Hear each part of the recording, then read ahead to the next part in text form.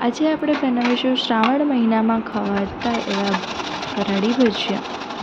તો તેમાં 2-3 નંગ બટાકા લઈ લેવા, તેને આવી રીતે છીણી લેવા।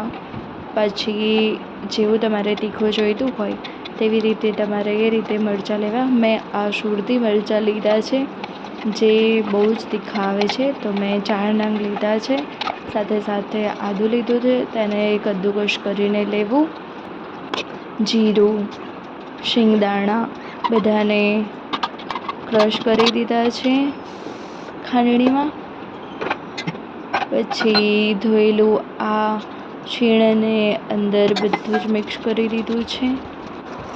એની અંદર રાજગરાનો લોટ નાખ્યો છે આવી રીતે ધીમી આંચ પર, અને એને તળી લીધા છે। તો તૈયાર છે આપણા ગ્રીન ચટણી સાથે એવા ફરાળી ભજીયા। બહુ જ ટેસ્ટી લાગે છે, જરૂર ટ્રાય કરો। સબસ્ક્રાઈબ